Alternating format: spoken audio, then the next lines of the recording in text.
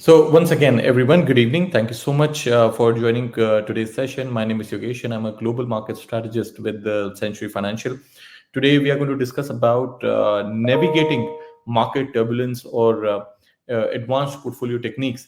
Basically, the idea behind this session is to understand how volatile the markets are, and we'll just go through some live examples to see that what sort of historic events have caused volatility in the previous markets, during the previous time periods, and also try to understand some different strategies. How do you basically manage your risk? How do you diversify your portfolio? What asset classes you can diversify your portfolio into? Because there is sometimes a lot of investors feel that you know long term investing is in stocks is the only way you build your portfolio, or day trading is the only way you can earn an income. And there are a lot of other uh, ideas or schools of thoughts also exist. The point is that day trading is a very risky process if not done in a right way, and that's a whole different discussion we can always have. But today we are going to talk and address about what is the volatility in the market, and how exactly volatility impacts. Because a lot of times we have seen back in the last 10 years that every significant event which happens in the world, it creates volatility, it creates a lot of fluctuation. So to basically understand how volatility works and what actually market volatility is, to define volatility for you as an investor, this it's basically a degree of variation of trading prices. You pick any instrument, whether it is gold or a stock market index or a currency or a cryptocurrency, the rate at which the prices they move, they vary from each other, and you can say how extreme the movements are. So it is said, like, something is said to be more volatile if the prices move to extreme ends, like gold, for example. I would also use the online live platform to show you that how much gold has moved today, to make you understand what volatility actually is. Just right away, let me just show you the live platform here.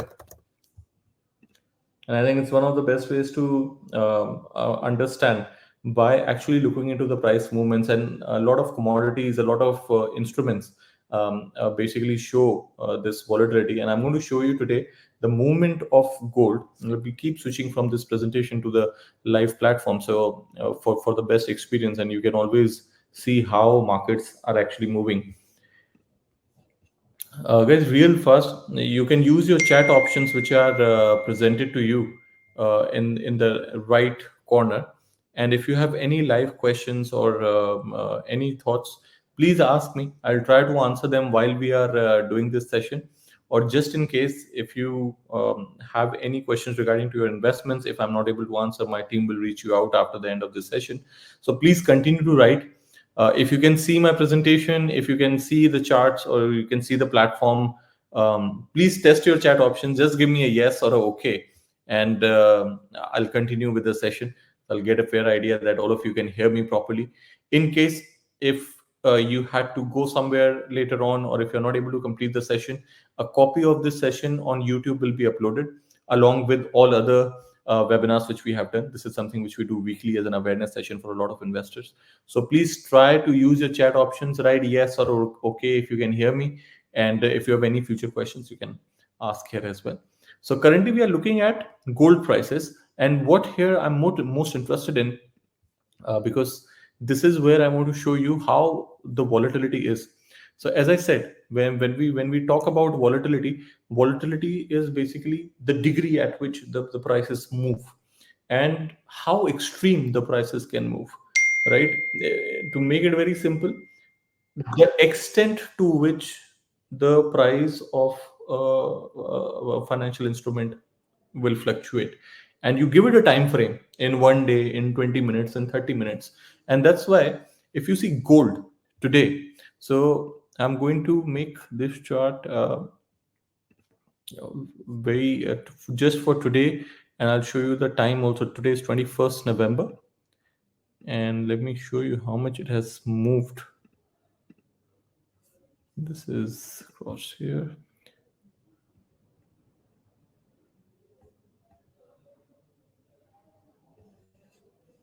7, 9, 13, 15. Okay, right here. 15th, 17th. Okay. Now let's see. Since yesterday, 20th of November, right here. So this is where, since yesterday, if you see, yeah, 20th of November. I hope everybody can see my cursor. Here is when gold prices started, 1978. Yesterday, 20th November. From here, it went down 1973, went up to 1985, came down in the evening to 1965, and almost ended the day around 1978. And then today it went to 1993, and currently it is up to 2005. So 20th November, the lowest was yesterday, and that was 1965. And today gold prices are up to 2005, almost $40 an ounce. Since yesterday till today, gold prices have moved $40 higher. If you had 10 ounces of gold purchased in your trading account, your profit would be $400. But also, we should not forget that the rate at which it goes up, it can also come down. So, in case if it comes down by $40 in 2 days, your loss will be $400. That's why we need to understand the volatility. So, volatility is the rate of fluctuation. You see how high and low it went. It was 1965, it went to 1978, came down to 1965, went to 1985, came down to 1978, then went to 2005. This is called fluctuation, and this is called market volatility. So that's why it's really important for us as investors and as traders to understand the causes of market volatility. What impacts the market volatility? What changes, or what are the causes that brings market volatility into picture? Now, here are a few of them, and the idea is very simple. We will discuss these factors also, because causes of market volatility is something which we need to understand, and we should understand that why this matters to the investors, right? Because at the end of the day, it definitely matters to the investors, because all of these causes, this is something which we are looking at on daily basis. Talk about risk assessment, for example, right? Risk assessment, talk about factors which contribute to the volatility. So it matters a lot to the investors, because we have to assess our risk looking at the fluctuations. Today, if I tell you that you should buy gold right away, but how much quantity you are going to buy? Should you buy 10 ounces? Should you buy 100 ounces? Should you buy 200 ounces, or should you buy 500 ounces? It depends on how much gold moves. Now, I told you that since yesterday till today, gold has moved $40. Now you are thinking that if I buy 1 ounces, I can make $40, I can lose $40. So if your risk appetite does not allow you to lose more than 40 or $100, you're not going to buy 10 ounces of gold, because you've understood the volatility, the fluctuations which gold causes. So that's why it's important for investors to understand the market volatility, because you have to assess your risk, right? You also have to diversify your portfolio, right? Because diversification means, in investment terms, diversification basically spreading your risk into different asset classes. And to spread your risk into different areas, you need to understand how risky one instrument is as compared to another. So bonds, for example, are relatively less riskier, but at the same time, cryptocurrencies as compared to bonds are much high risk. So when you are separating, when you are dividing your money and investing into different areas, you have to understand that this is one area of investment which I can do. This is another area of investment which I can do, but I need to understand how much money I should put in each of these segments. Should I put more money in cryptocurrencies? Should I put more money in fixed income bonds? Should I put more money in stocks? Should I put more money in agricultural commodities? This is only possible when you know that how much these products move and how volatile they are. That's how you try to maintain your diversification also. So this is something which is something we all have to assess at some point of time, because volatility is very natural and it's a very inherent aspect of the financial markets. Because and it really matters to the investors, because it provides that insights into risk, it influences your investment decisions, it presents you with challenges, with opportunities, and that's how you're able to navigate through these turbulences which markets cause, because you've studied about the volatility and you understand that how much a potential it is for the products to move. Now, coming to the point that what are these factors which are adding on to the market volatility? So we are talking about economic indicators, and starting with, again, there are a lot of indicators. If I would start showing you the market calendar, how many events happen every single day, you'll be surprised to see that there are multiple news coming out. But obviously there are few causes of market volatility which we have to consider. GDP information comes out, any sudden changes in the growth rate of economy, it can trigger really a lot of market volatility. If there's a sharp decline in the growth rate, it may indicate even economic contraction. Now that leads to a lot of uncertainty in financial markets, right? Talk about unemployment rate. Whenever there is a problem with the job generation, it triggers a lot of volatility, because it really impacts the investor confidence, seeing that unemployment levels are higher. You move further, look about geopolitical events. Any sort of political instability, any sort of trade tensions. To give you an idea, whenever US elections happen, and this is something which is really really important. 2024 is going to be the year when the US elections again happen, and every single time when US elections have happened, it has triggered lot of market volatility. You will see stocks moving crazy. You will see gold, dollar, commodities, a lot of instruments, they are become really volatile when the US elections come across. So political events, political instability, trade tensions between the countries, like happened with US and China in 2018, when Donald Trump imposed import tariffs on aluminum and steel. In return, China retaliated with the tariffs of their own on all those goods that were being imported from US, which created trade tensions between both the countries.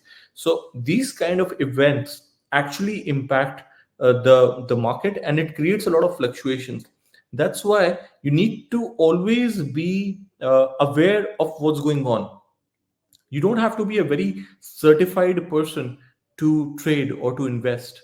You just need to be a well read, a well informed person. Always be aware about what's going on and how it can impact your portfolio. Global trends, for example, pandemics, right? Or any technological advancements which happen, like a global health crisis like COVID-19, it caused a widespread market disruption, right? Businesses were impacted, supply chains were impacted, our personal, professional lives, both, all of them were impacted, and it increased a lot of volatility. Oil prices almost went negative that time. So let me just show you impact of market volatility on right here. Let me show you. I'll show you how it actually impacted the pandemic. It impacted stocks and and commodities also. Look at this. So I'm just going to take this. So this is the chart of gold, but I'll also show you stocks as well. Let me take you this. Take to 2020 here, 2023, 2021, and 2020 right here, April, March. So look at this. Look at this fall right here, April 2020, where gold prices, no, sorry, right here, if you see, gold price 1698 went to 1613, and here when pandemic started, look at gold prices from 1460 went all the way up to 2073. Look at this volatility. From April to July, in 3 months, gold prices moved from $1,400 all the way to $2,600 jump in 3 months. Imagine that. If you had even 10 ounces of gold, you would make $6,000 profit. That much gold went up. Imagine this. This is the volatility, right? So this is a volatility which is caused by a global event, right?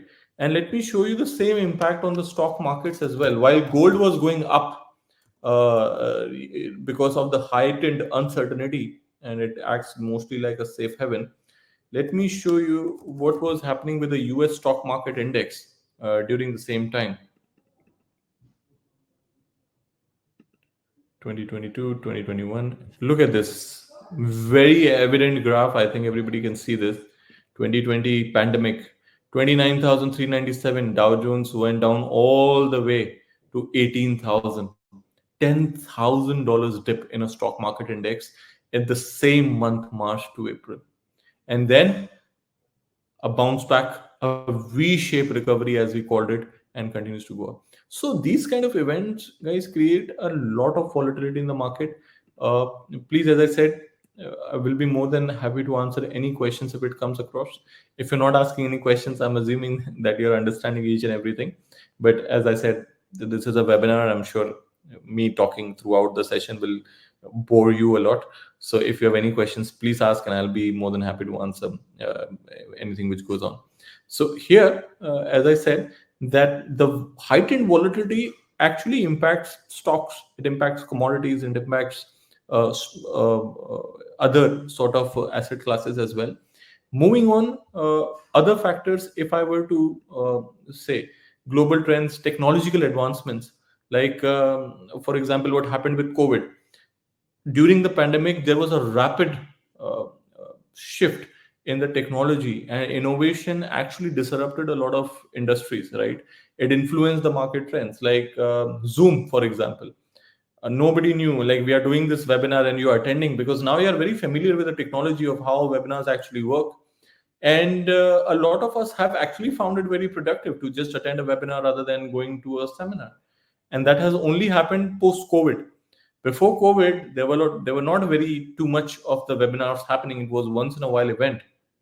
But during COVID, everybody got used to the idea, everybody got used to the technology, and now we are just a Microsoft Teams away or a Zoom call away to communicate with the team, right? Apart from this, there are a lot of factors which create volatility. There are interest rate policies, central bank policies, stock earnings come out, and it really creates a lot of volatility among the stocks. There are natural disasters, there are climate change, there are regulatory changes, there are technology changes, cyber security threats. All of these things together creates a lot of heightened volatility in the market. Okay, there is another question over here: how to take entry at the right time? And too much fluctuation daily in stocks, daily up and down. That's true. It has actually increased. How to take entry at the right time? That's a very good question, a very important question. I'm going to take you to the live platform and show this to you. So we'll take asset class by asset class, that how to take entry at the right time. And before it reaches to that point, which also brings us to the risk management part of this section, that how we manage our risk using stop losses, using a risk reward ratio, using a lot of strategies. So now we move on to the second part of the session. We are going to talk about that because there are too much fluctuations, how do we navigate through this turbulence? What sort of risk management strategies we should apply? And a question rightly asked, that how to take entry at the right time and how to take an exit at the right time also. So currently, if there are two things which you have to decide as a trader or as an investor. Are you going for a long-term trade? You're going for a short-term trade. If you're going for a short-term trade, entry and exits have to be defined using charts.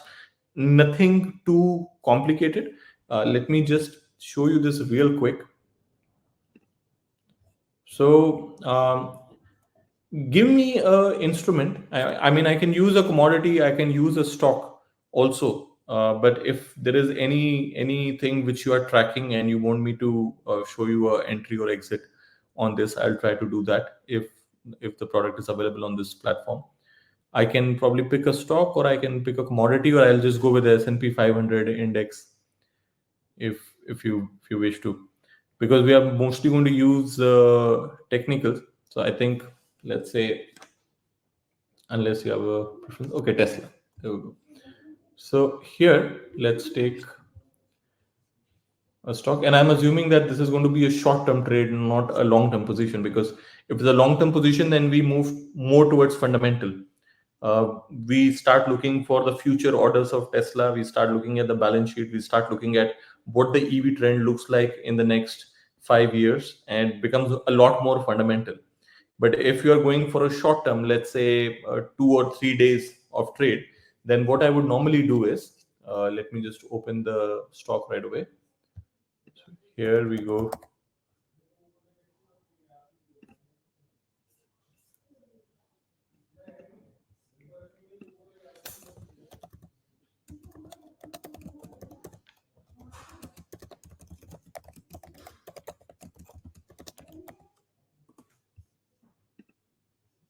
So as you can see the Tesla chart right now,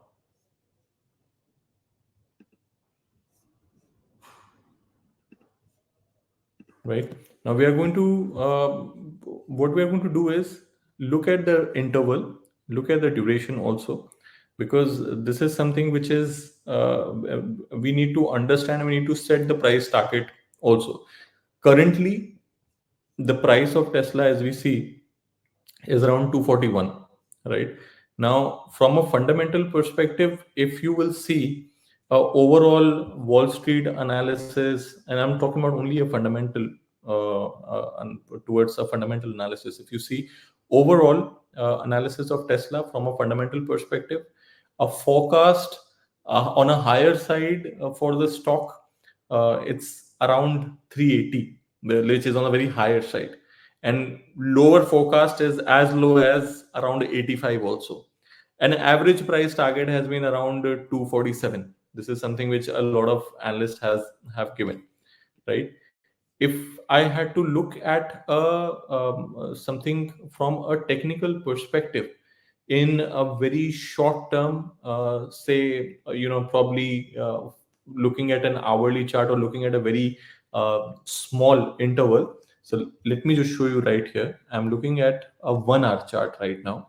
Okay, let me zoom out, and you see these multiple gaps right here, and you see today also Tesla has gone up by 2%.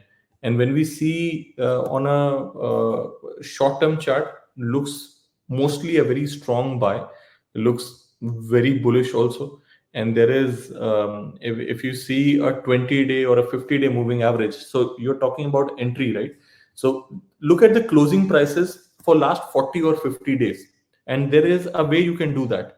So there is something called a moving average.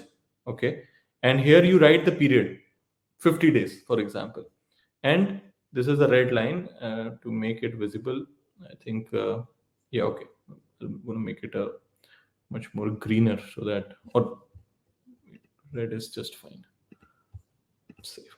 So if you see this red line right here, this is the 50-day moving average. As long as the stock is slightly on the higher side above the 50-day average, the appearance is bullish, and we are looking at a very short term chart. We are looking at an hourly. Look at this patch right here. The moment it goes down, it's 50-day moving average. Let me open the crosshair, and please ask me any questions, post this if you don't understand this. Look at this. So here, when it goes below the 50-day moving average, it continues for another 4 or 5, 6, 7 hours. The downside continues right here, and the moment it goes above the 50-day moving average, the upside again continues. Then it closed, really, it reached very close right here. If you see, it reached to its 50-day moving average, right? Very close. It did not break it, bounced back, right? Again, it reached here, bounced back. And now again, it's here. So I think a good entry point right now, it's 240. A good entry point should be around 234, just above its 50-day moving average. Okay. And if you see here, it's also a good support right here, because there is a gap. So there are two things which you have to see over here. Let me draw one second. So what I'm doing is I'm trying to draw a line which shows that how many times a stock price has touched this level and bounced back. This is called a line of support. Very easy. It's not a rocket science. What I'm seeing is how many times a price has come down and hit a level and bounced back, and which level is that? Which price level is that? And if you see the line I have just drawn right here, you see how frequently a stock comes down, bounces back, comes down, bounces back, comes down, bounces back. Look at this. like like and this line is also very close to its 50-day moving average, and this level is around 230 or 231. So I would say that a good entry point for Tesla could be around 230 or 231. You can put a limit order, which is very easy. Just click on the buying price, change from market to limit, write number of shares, let's say 50, and put a limit order at 231 if it comes. You can also put a stop loss just in case if it breaches that level, and depending on your risk appetite, and confirm, place the order, and it will be done. So now here, if the price automatically hits 231, your order will be executed. And this is important. So one is this. Second thing, if it breaks this level of 231 and starts going below its moving average, that's where your stop loss should be, around 229, because that's below its 50-day moving average. And a lot of times the stocks, they fill these gaps which they create. You see this gap right now. So a lot of times what happens is the stock breaks this support and will fill this gap back and come here to its line, which is 224. Let me draw another line where mostly the stock reaches and then comes down on its own. Look at this. See this line. So this is the time where from 231 to 226. So ideally your stop loss should get hit at 229, and if it goes down further to 224 or 225, should be your next buying level. And then again, I'm going to draw another line right here, somewhere around here. Look at this, somewhere around here, which is 220. If you make it a little more straighter, it will make a lot more sense. 220, 219. So this is exactly how mostly the entry points are done. So if you see, you don't have to just buy at the current market price. Wait till it comes to, on a shorter period time frame, wait till it reaches to that 50-day moving average. And this is something which you can do on your own. And sometimes just have a look at the overall price movement also. This is, I'm telling you, for a very short term trade. All right. If you have to go long term, then you have to select and look at the financials of the company and see that whether this is the right company to go with.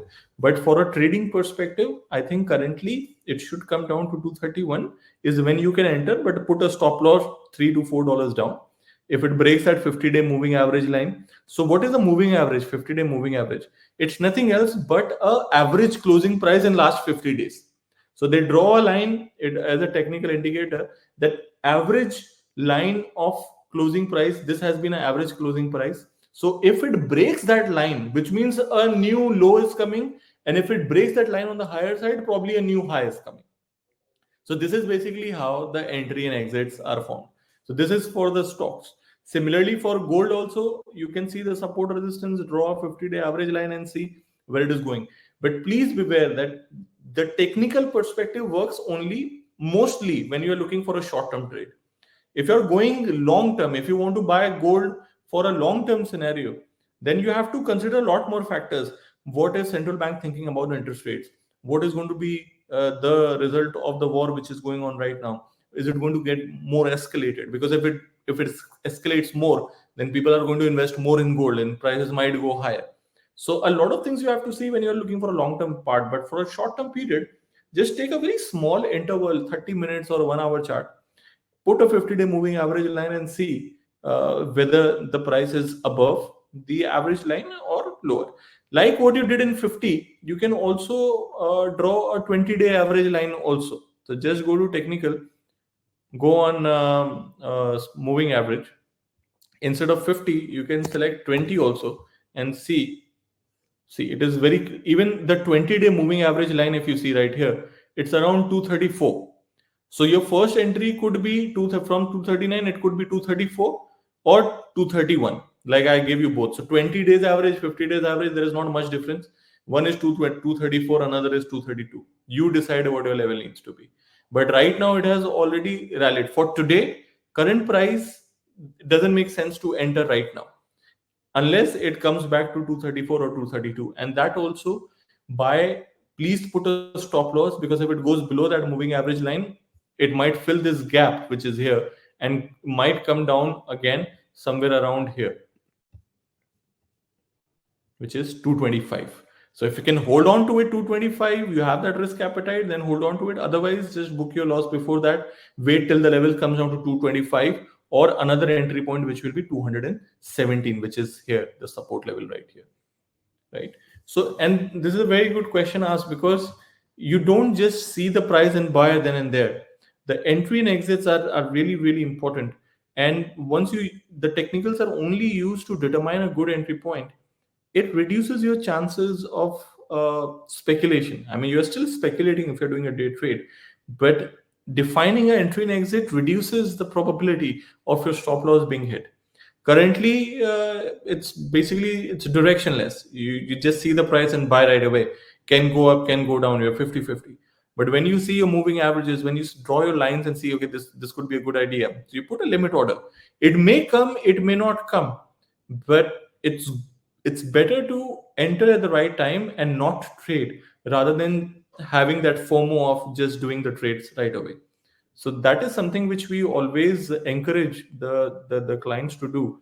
And a lot of investors, when we talk about that, it's okay if you're not trading, just enter at the right time when it's needed. Because if you lose then it's just unfortunate. But if you're not doing your research and just entering AOR, then it's just desperation. A lot of people, they get addicted to the trading, so they just want to take a trade, right? Try this out in your demo accounts. I think that really should work. So coming to the idea of, again, as I said, always use a stop loss. Risk reward ratio, very important. If you have put a stop loss of $5, then your reward also should be 5 or above, right? A lot of times, I think a lot of us do this. We buy something and then we hold on to it till it's going down, and we are holding on to a loss of $5,000, $10,000. The moment it goes up to $200 profit, we get out of it. So this is a very bad. I mean, I don't want to say bad, but I think we should discourage this behavior, and we should look forward to take a calculated risk.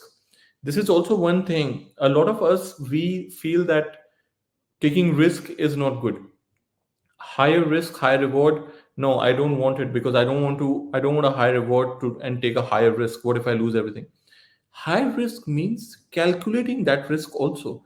It does not mean that you're gambling. If you're a high risk taker, that means even with that high risk, you have done your calculation that, okay, I'm taking a higher risk in this, but I still have a stop loss. So my loss will be booked. It's just the chances of uh, my stop loss hitting becomes the rate at which the price can move. It's the volatility which can move it, that can be higher. So if a lot of people, they use leverage in their trading accounts, and them putting a stop loss is basically that, okay, I have allocated this money to lose, but if I take a leverage, then I will lose this money faster. So what should I do to still take smaller trades, smaller quantities? And this is my appetite for risk. Now it's in my hand whether I want to use this appetite in one trade or in 100 trades. That's where your risk part comes in. But you have that risk, you have that money, you have that amount dedicated to a loss. I know it's impossible to, this is something which is difficult to understand, that why should I have a dedicated amount of loss? But that's the reality. We should be open to the idea. Stop loss in shares, it takes to the price when market opens, even below the stop loss. Yes.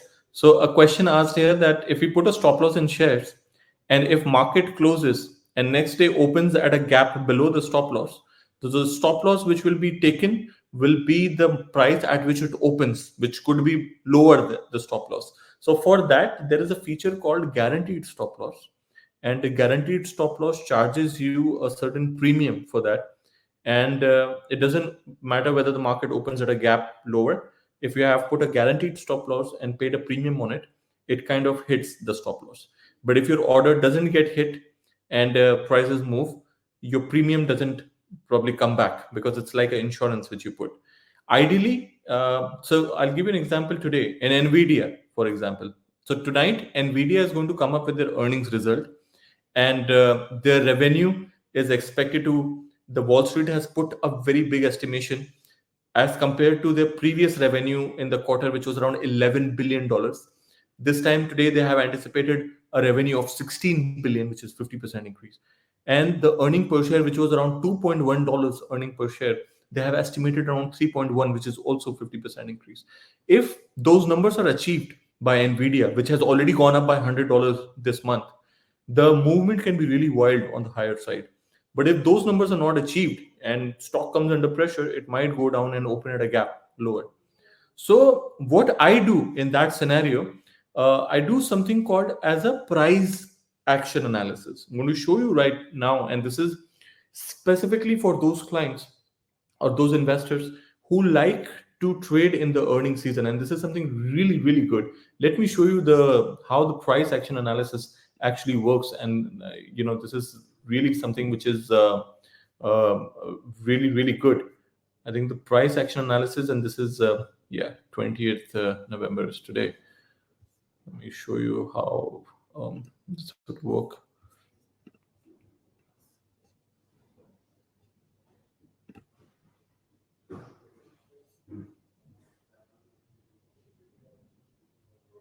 Yeah.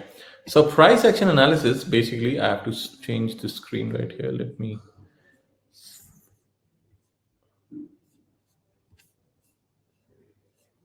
Yeah.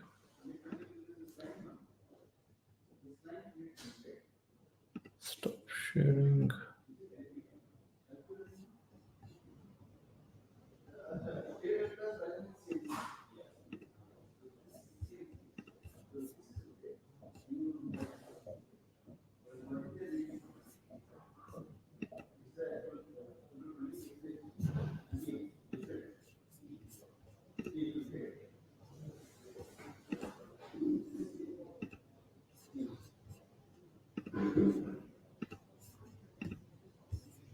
Right, slides and share screen here. So I've shared something with you guys. This is called price action analysis. Now, price action analysis, every company comes up with a earnings result, because these all have shareholders. These all have investors who have invested in these companies. They are obligated to share their results, all right? And when this happens, when these results come out, these numbers are compared to what Wall Street had anticipated or estimated for these companies. And those numbers are compared. And if they beat the Wall Street estimates, and if these numbers they beat the Wall Street estimates, basically, the stock price moves up. Now, the price action analysis, what I'm showing it to you right now, I don't know how many of you can see this. I'll just zoom into specifically to Nvidia to show you, so that at least we pick one stock and we can cover it right there. I'm just going to zoom this one for you. First, see what are the areas covered in a price action analysis. First of all, this is a 10 years worth of statistics. Okay. In this, what the analyst has done, they have looked into the price movement of a stock after the earnings are declared, and they have tracked this price movement for last 10 years. So in last 10 years, if this is a Q4 earning season, for example, right, if this is a Q4 earning season, then in last 10 years, whenever there has been a Q4 earning, after that earning, how much on an average the price has moved? Good earnings, bad earnings, doesn't matter. how much the price on an average has moved after the earnings. Also, because they are analyzing the 10 years data, they're anticipating what is the probability that this company is going to beat the earnings. So they have come up with a probability percentage also, right? And you, as an investor, if you buy that stock before the earnings, all right, we update where is option for guaranteed stop loss. Guaranteed stop loss, we are still trying to bring that feature in the platform. We used to have that feature, but it wasn't being used a lot by the clients. So that's why we had to remove it, because a lot of people would refrain from paying a premium to put a stop loss. They would rather, you know, either not put a stop loss on the stock, or the position would be much smaller. But we are working on bringing a guaranteed stop loss feature as well. So that is something which will definitely be added to our platform, and there will still be a premium, but I can definitely update you once it's done. But this is a feature where I wanted to tell you, because the question was being asked. So I want to tell you that there is a solution. If not in this platform, must be in some platform. Not a lot of platforms provide a guaranteed stop loss feature. So that's why a lot of people don't know about this. But we are definitely working on it. And this is something which is a work in progress, and that will happen on the platform real soon. Right now, let's say for the price action analysis, what we are doing, imagine today, what is your biggest conundrum? And Nvidia has shown in last 3 quarters they have beat their earnings, and one by 30%, by 16%, by 15%. In last 3 quarters, they have shown better results than what was anticipated, and the stock has moved $80, $100. Currently, it's at 500. So now your biggest conundrum is, should I buy Nvidia and see, because the earnings are going to come after market, which means once the earnings are declared, there's nothing you can do. So if stock goes down, the next day it will be opening at a gap and you will be in a loss. Or because there is a 60-65% probability, you can buy the stock and take that chance. Now here, that's where the price action analysis come slightly into handy. What happens is, let me zoom in to this. I take you to Nvidia, and right here. So this is Nvidia. Okay, this was the last price when it was made, $494. This was the last price. And what you see, $648 right now. This is the Bloomberg target price. So we have just put it there. To 21/11/2023 is the earnings day. Aftermarket is when the earnings are going to come. And the 65.8, this is the probability that Nvidia is going to beat the earning estimates put by Wall Street. And that's a positive thing if they do that. And there is a 65% probability that Nvidia could do that.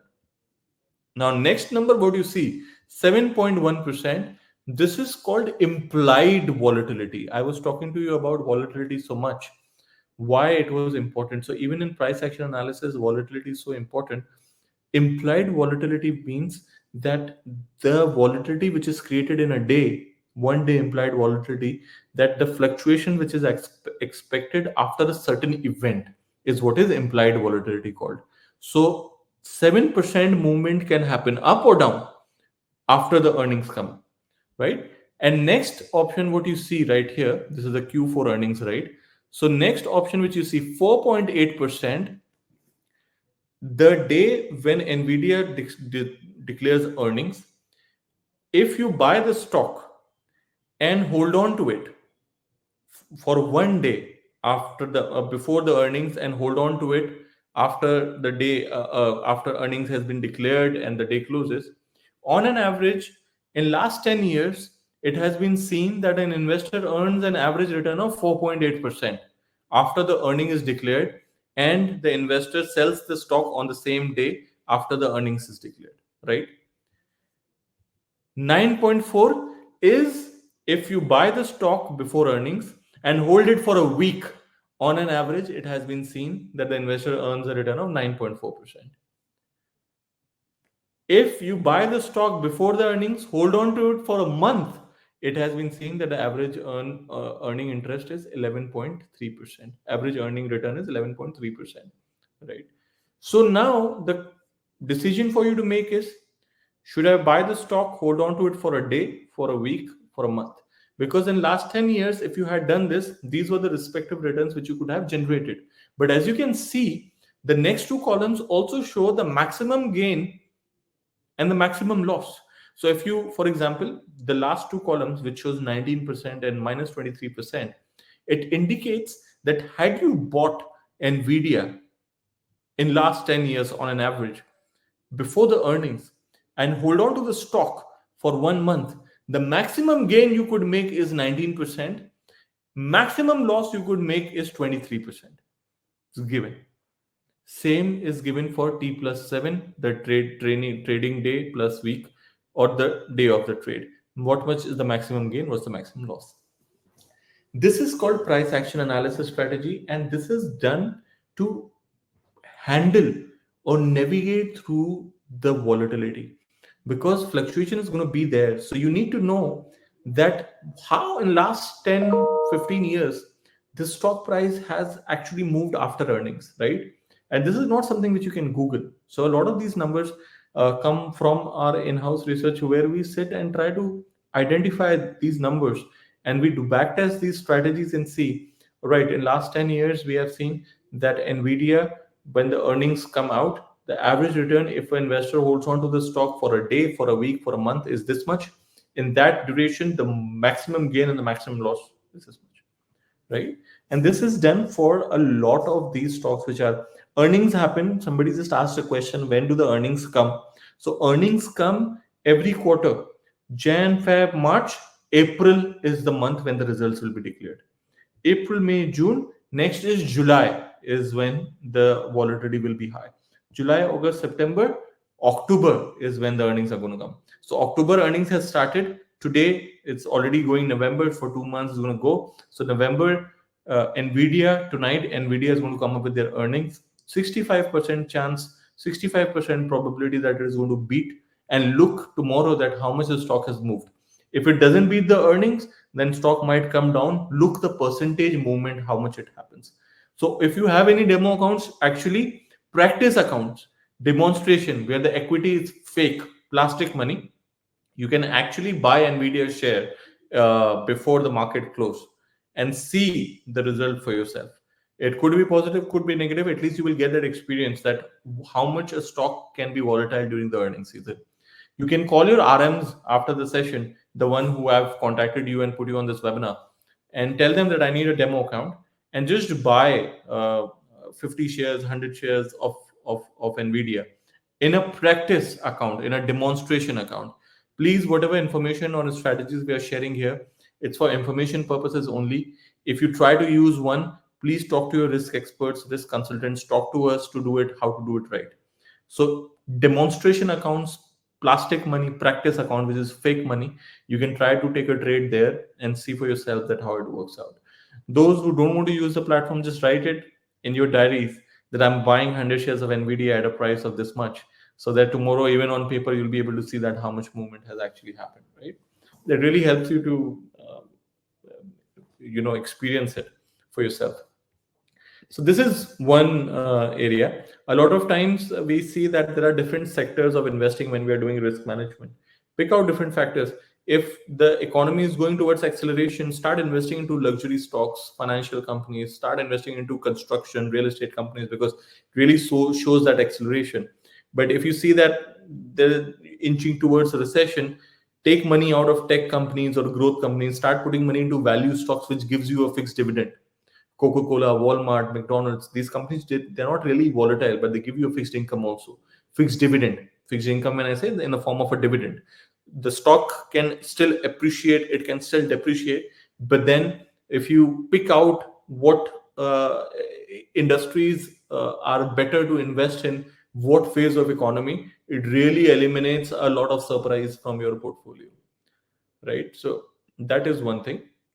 Again, if you're a sort of a defensive strategist where you don't want to take too much risk, also need to have a fixed income on the stocks. Utilities, healthcare, consumer staples, like necessary good companies are really, really good idea to be on a conservative side, because they don't move a lot, plus they give you a fixed dividend as well. question over here. How can I get access to the price action analysis on earnings report?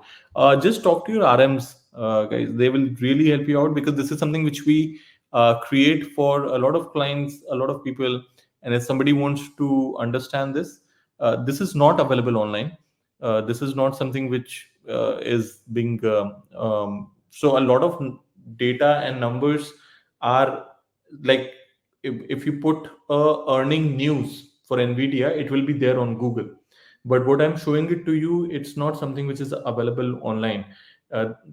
We actually create these price action analysis for different companies, and then we share it with the client. So if you need more understanding out of this, we can always have a one-on-one session, and I can explain it to you. And for now, because you're attending the session, this PDF can be sent it to you. Just talk to your RMs and they will hook you up with this.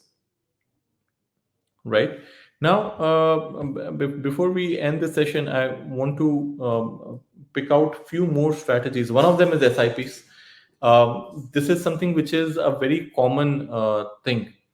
One question here. I analyzed Walmart and Alibaba before earnings, but still came negative after positive report.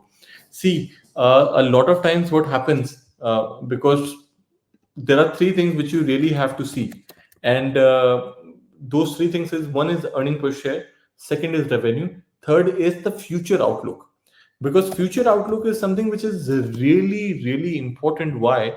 Because even after the earnings come positive, or revenue comes positive, a lot of times the future outlook or the next quarter outlook, that kind of gives a very gloomy. You're talking about Walmart, right?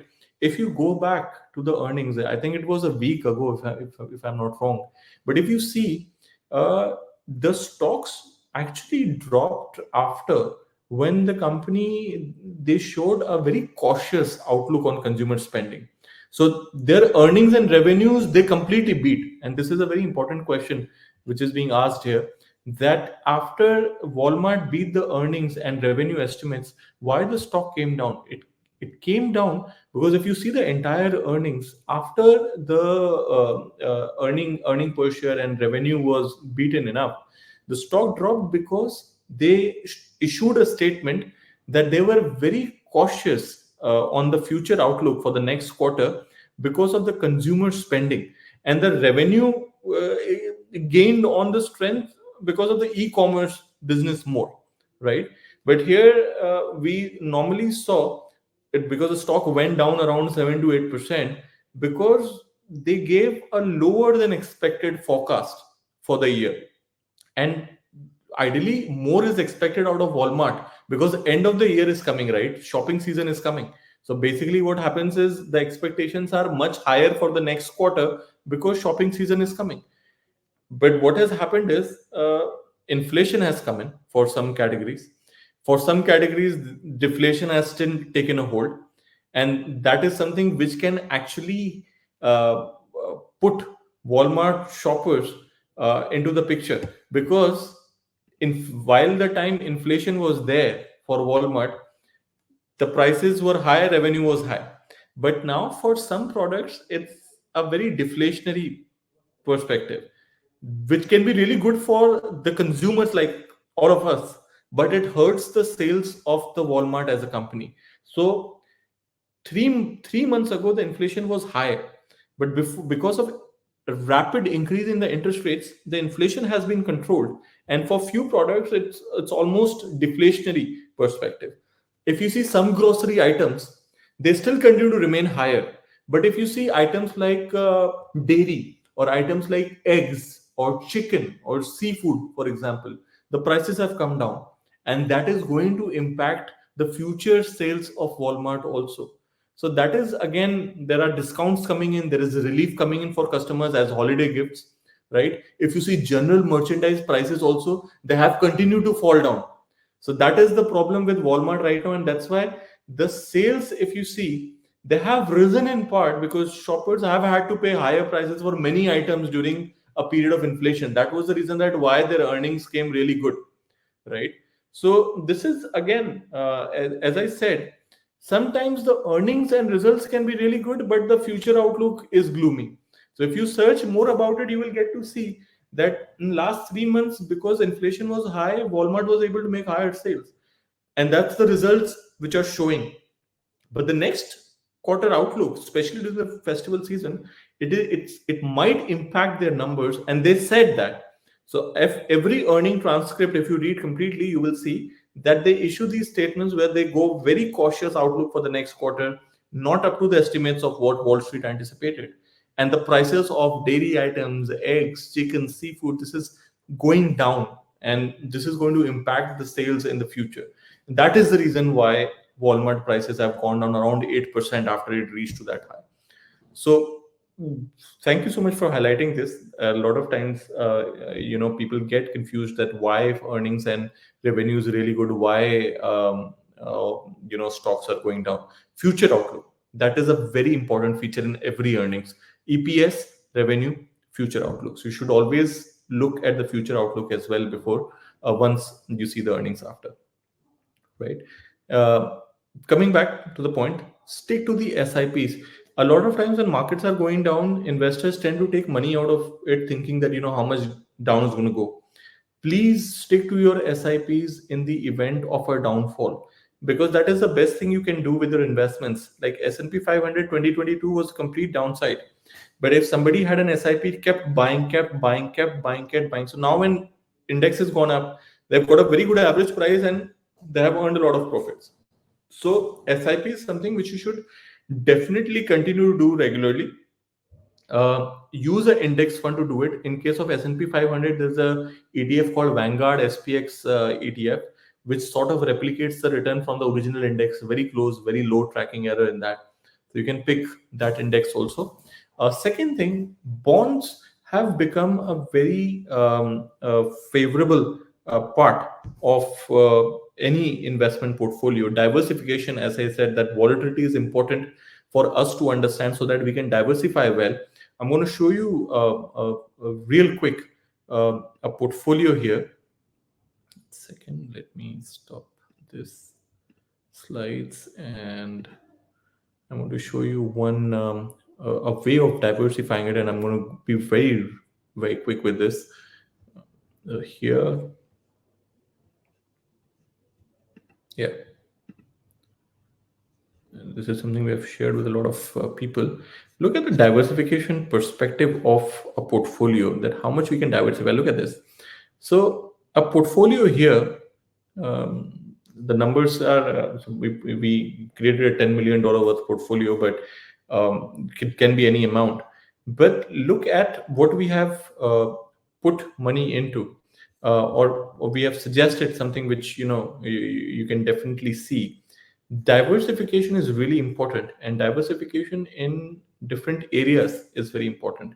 So while you continue to do your day trades, it's always important that you diversify your money.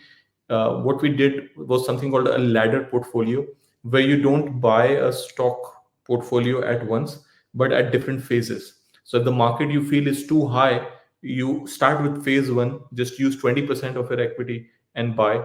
If it goes down more, phase two, by 30%. If it goes on phase three, by remaining 50%. So this is called a ladder portfolio. At different ladders, you continue to buy and create a portfolio.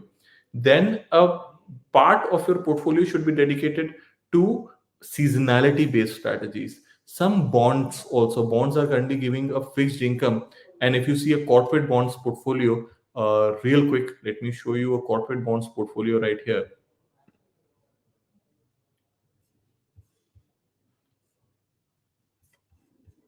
I think it's just open my tab 1 second. Yeah. It's corporate bonds or investment grades, as we call them. And this is also something which is really interesting, guys. I don't know how many of you have actually seen the yields on corporate bonds right now, because in last 1 year, central bank has increased interest rates completely. So I'm just going to show you. This can be a part of your portfolio as well. So currently, you're looking at some corporate bonds: Bank of America, HSBC, Citigroup, Standard Chartered, SocGen, Barclays, and the dividends which you're the coupons which you're getting. $5.8, $8 per bond, $6 per bond, $7.6 per bond, $6.4 a bond. and the yields are 8%, 8.5%, 8.5%, 7%, and these are all triple BA corporate bonds. If you see, most of the ratings are triple B, BA2, and these are corporate bonds of big banks, and they're giving you around 8% yield as well.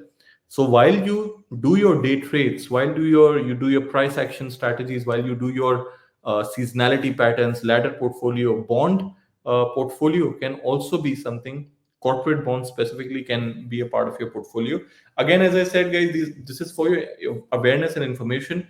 Once you are ready to invest, please talk to your risk experts, talk to your investment consultants, talk to us, and we'll guide you how to do this. Another very important thing, when I was talking about your strategies, there are some seasonality strategies which comes across, and this is something which is really interesting.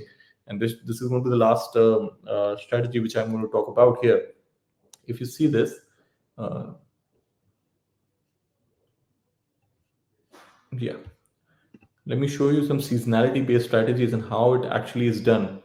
Seasonality, and before we go to seasonality, real quick, um, because the last part of the session which I wanted to talk about was future proofing your investment, right? Because future proofing your investment is something really, really important. Future proofing the investment means when we are looking at some futuristic sectors, what are these futuristic sectors we need to consider?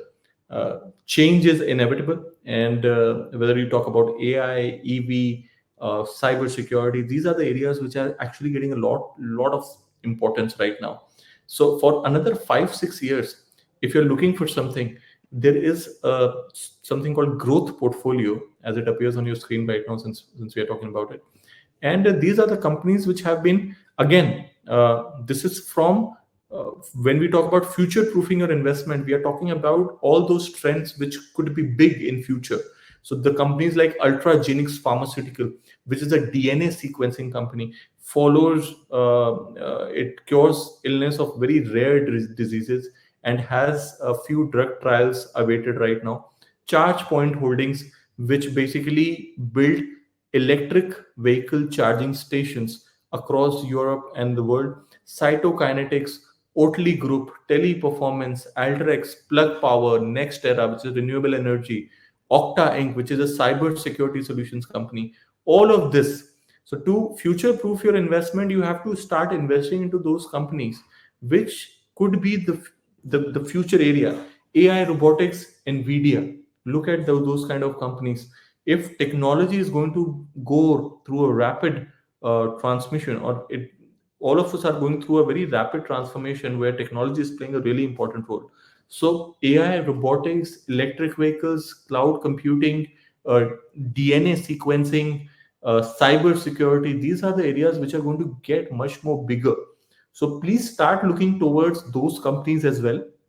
Needless to say, because these are growing companies, it might contain a lot of risk also, and that's why you don't exhaust all your savings into this. Just a part of your investment, right? So you diversify a part. Now, by now, you have invested into corporate bonds, your day trade, your growth portfolio, then a ladder portfolio which contains, again, smaller, less volatile companies. Similarly, one more thing before we leave from here, after buying bonds and everything, there is something called a seasonality pattern, right? So the seasonality pattern strategies are basically based on a lot of agricultural commodities, and this is something which is really important. Again, a lot of data and numbers include into it, but I'm going to make it very simpler for you. How basically a seasonality would work right here. So look at, for example, cotton. Now, cotton, if you see, the largest producers of cotton is US, India, and China. And they're responsible for producing over 65% of the world's cotton. But here's the thing, cotton is grown in moist soil in summers.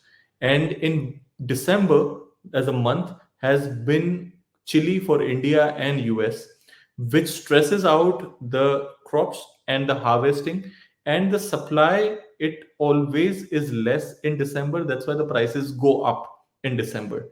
What we did a 20-year analysis month on month for cotton prices, and if you see at the end December, last 20 years, It's been just 4 times that cotton prices have shown negative price movement, which means if I bought cotton in December, I saw a negative price movement. Out of 20 years, 16 times cotton has shown positive on seasonality charts, which means fundamentally we understand that December is cold, cotton is grown in summer in moist soil. So definitely the winters are not going to help. And since India, US, and China are 65% are responsible for producing 65% of the cotton, India and US both are actually in December. So it's possible that the supply disrupts and the prices of the cotton move higher. And to understand more about it, we did a 20-year seasonality and we found out that December has been a positive month for cotton prices 16 out of 20 times in last 20 years. So these kind of strategies gives me a strength to go further and take that trade, take that risk. So at least I would know that how much increase or decrease I can expect in the month of December looking at the historical pricing. Now, obviously, past performance is not the indication of a future outlook, but this really helps me to identify a pattern. And on if I identify the pattern, I would be able to put my stop losses and my take profits at the right. This was just about cotton, right? If I were to show you directly about another agricultural commodity, sugar, for example. Brazil is the world's largest producer of sugar, followed by India, and US is the biggest consumer of sugar. Sugarcane also requires very strong sunshine, heavy rainfall, plentiful supplies of water. So it is twice planted yearly in Brazil. One is in winters, August to September, and then Feb to April. And that's why, because it is planted August to September and then Feb to April, so there is not much supply in the month of September, and that has pushed sugar prices higher in September. So if you see September as a seasonality in last 20 years, look at this. Out of 20, 16 times sugar has been positive, but 4 times we have seen negative returns. So these kind of odds, it really helps us to identify that if there is a pattern which is there, and if we can make this as a part of our portfolio at least for that month, right? For somebody who was of lately, there was a question asked about cryptocurrencies. Although cryptos is something which is again a very volatile product, but since you're talking about it, real quick before I leave, I'm just going to show you one strategy. If you're not ready to put money into cryptocurrencies, there's a different space you can actually take advantage of, and it's basically an alternative product. I hope everybody can see this. Again, risk is always going to be there. There is nothing which I'm showing you is risk free or anything, but all we are trying to do is give you more and more options which you can see. So Bitcoin, I'm just reading on the flyer for you. If just look into this. Bitcoin is the largest crypto by market cap. It has gone up 120% this year. Ironically, the crypto asset has been the best performers among all the asset classes. If you compare equity, gold, commodities, Bitcoin has gone up by 120% this year. Even among the big technology companies, Bitcoin has outperformed. So Apple, Microsoft, Alphabet, Amazon, none of those companies have gone up by 120% this year. So Bitcoin has been the highest. But obviously, as we know that, the risk is always higher. So what is the outlook for cryptos? They have always been very speculative, very tempting. Current rally in Bitcoin and other coins is supported by the market murmur regarding SEC granting approval to spot Bitcoin and crypto fund. So there was a rumor where SEC was about to grant the approval to a Bitcoin or a crypto ETF, basically like a mutual fund, and that has actually seen a huge wave of FOMO from the retail investors.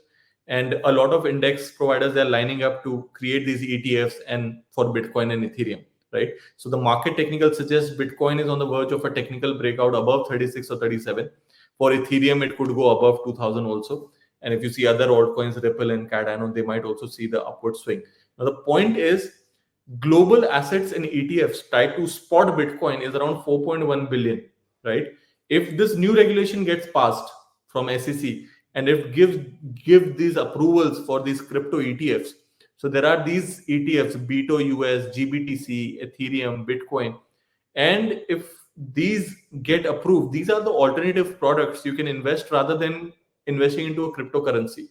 You see that Airtel data performance is 100%, 200%, 188%, 120%. AUM is around 1 billion, 21 billion, like that. And last 1 year correlation with Bitcoin, it's been around 96, 90%, which means it tracks, like it follows the movement of cryptos 90%, 96% in the similar manner. So these are the ones which are available to you. Because this was asked recently in the question, currently I was scrolling down. So somebody asked this question that if I don't want to invest directly into cryptocurrencies, is there something which I can look into? So these are some ETFs which are lined up. But obviously, if the SEC approves them, then definitely these will be good alternative products rather than cryptocurrencies, because they are very much correlated to the cryptos, but at the same time, it's basically like a fund, right? So, like a fund means, if I'm talking about, just to get back to give you a description of these ETFs right here, that the BITO ETF actively managed with the underlying exposure in the Bitcoin futures contract, which is in Chicago Mercantile Exchange. The fund does not directly invest in Bitcoin contracts. The Grayscale Bitcoin and Ethereum Trust, technically not an ETF, it's basically a trust asset. Recent market news indicates that the potential approvals by the SEC for the conversion of trust into a ETF. So that is a good point, because this particular fund is not a fund, it's basically like a trust. So these kind of ideas are something which keeps coming. And again, as I said, something like Block US equity, which shows that ETF, which is investing 80% of its assets in the securities of companies which are in the blockchain utilizing system, like Coinbase, Galaxy Digital. So if rather than cryptos, be more exposed towards blockchain, which is a bigger and a better technology, right? So even that is something which I think people should look forward to. And there are ETFs which are giving you direct exposure for blockchain, like the Block fund, for example, which we just talked about. So definitely, this is something which can be done. And guys, there are a lot more strategies. We are just short of time. It's been an hour, and I'm sure a lot of you will get bored after this. So what I would suggest next, after the session, talk to your RMs, take a demo account, buy in your practice accounts with your plastic money, fake money, buy Nvidia stock and see the movement on that. This is just to show you that how a price action analysis would work. Could be upside, could be downside. If you make money in a fake account or a demo account, it's not necessary that in real account also you're going to make money, but it's just to make you more interested towards these kind of practices. That's all. There is no other agenda of giving you a practice account. So do that, or write it in a piece of paper, the current price of Nvidia, and check this tomorrow again and see how much it has increased and what has been the earnings result. Second, please come to our office for a cup of coffee, and we'll definitely sit one-on-one with you and discuss these strategies in detail. And we will even train you on the platform how to do buying and selling for the platforms. If you're interested, we can definitely do that for you, right? So I think I've answered all the questions, unless there are any other questions.